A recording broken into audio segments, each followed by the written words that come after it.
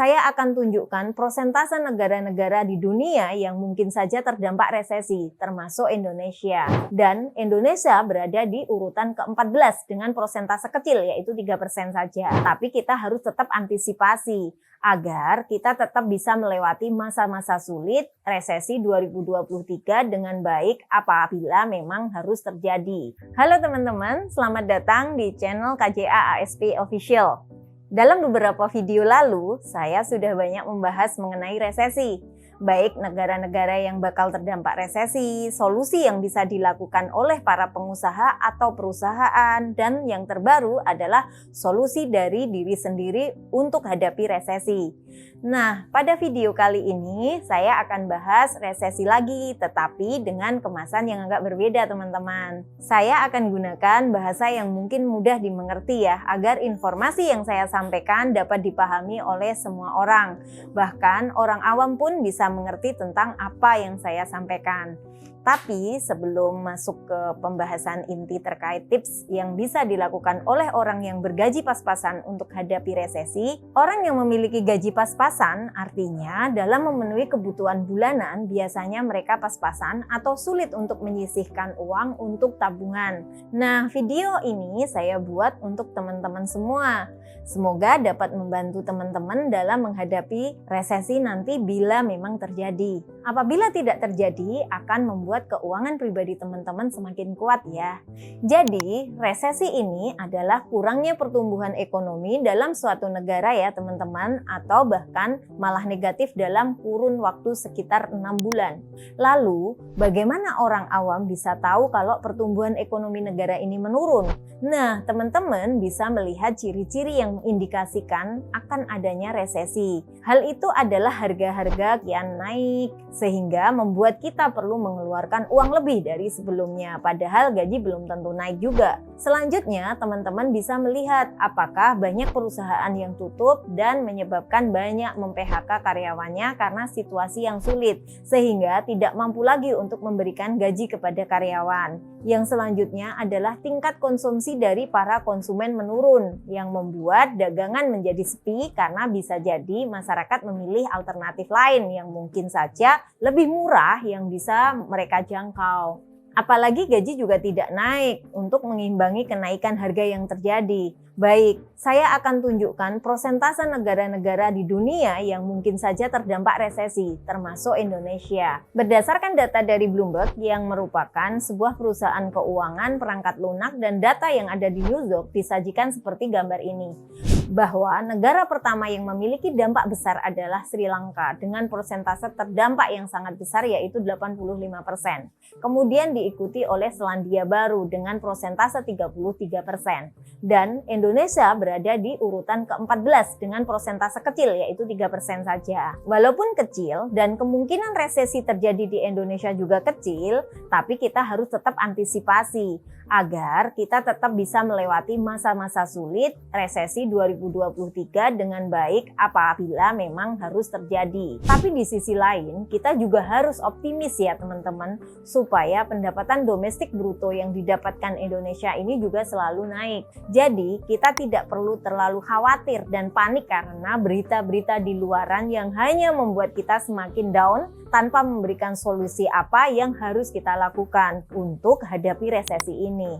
Memang ada hal-hal di luar kontrol kita selaku masyarakat biasa yang bergaji pas-pasan, seperti inflasi atau kenaikan harga secara terus-menerus dan berefek pada kenaikan harga barang lain secara umum. Selanjutnya ada perang, kenaikan suku bunga dan kurs USD dan lain sebagainya. Lalu, untuk hadapi resesi ini, kita harus fokus pada diri sendiri ya teman-teman.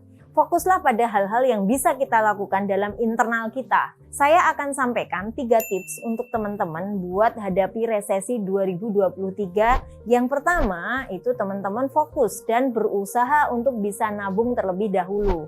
Gak apa-apa kita irit-irit pengeluaran sekarang, supaya kita bisa nabung untuk bertahan di masa-masa yang akan datang. Tapi bagaimana caranya kita bisa nabung? Padahal pemasukan pas-pasan banget. Ada banyak sekali orang yang saya temui mengeluh tidak bisa nabung tanpa mereka tahu untuk apa saja pengeluaran mereka dan dari mana saja pemasukan mereka. Solusi yang bisa dilakukan agar kita bisa nabung adalah cek pemasukan dan pengeluaran kita. Kalau perlu, dicatat agar kita mudah untuk melakukan evaluasi. Pastikan bahwa pemasukan lebih besar daripada pengeluaran ya teman-teman, sehingga kita dalam kondisi keuangan yang sehat. Kemudian setelah dievaluasi, kita pertimbangkan masih adakah pengeluaran yang tidak terlalu penting atau masih bisa digantikan dengan alternatif lain. Nah, apabila ada pengeluaran tersebut bisa di-stop atau diganti dengan yang lebih rendah pengeluarannya. Selain itu, stop pengeluaran untuk menuruti gaya atau keinginan dan bahkan bukan karena kebutuhan.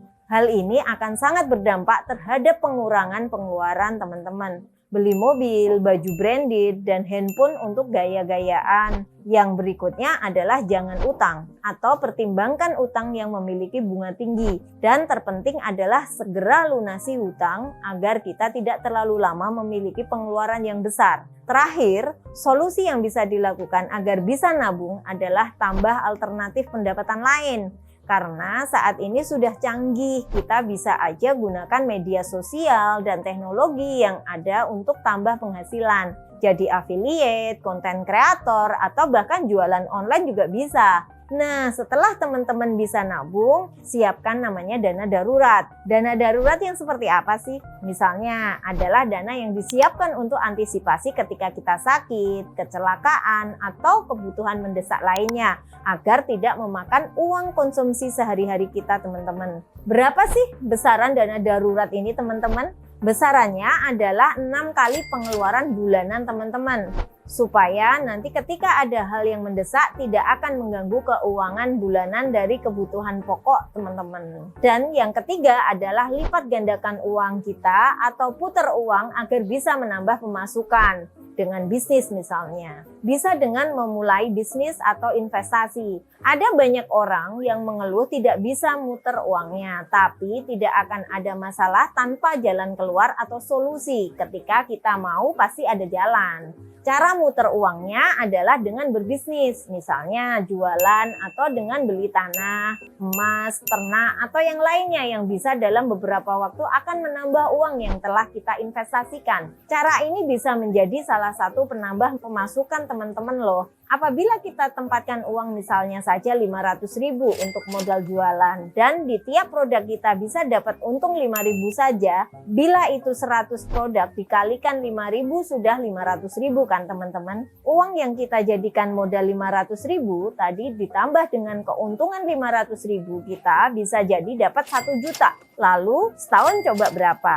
2 tahun bagaimana? 3 tahun bagaimana? Lumayan kan teman-teman untuk nambah pemasukan. Baik teman-teman, jadi kesimpulannya adalah Indonesia memiliki potensi resesi yang lumayan kecil dari negara lain. Tapi kita tidak perlu terlalu panik dan terus tetap tenang sambil menyiapkan solusi tepat yang bisa kita lakukan untuk hadapi resesi 2023 dengan mengusahakan untuk memiliki tabungan dengan evaluasi pemasukan dan pengeluaran. Siapkan dana darurat minimal 6 kali pengeluaran kita tiap bulan dan yang terakhir adalah lipat gandakan uang kita dengan muter uang melalui bisnis atau investasi. Demikian tadi video kita kali ini, semoga bisa bermanfaat. Salam sehat dan sukses untuk kita semua.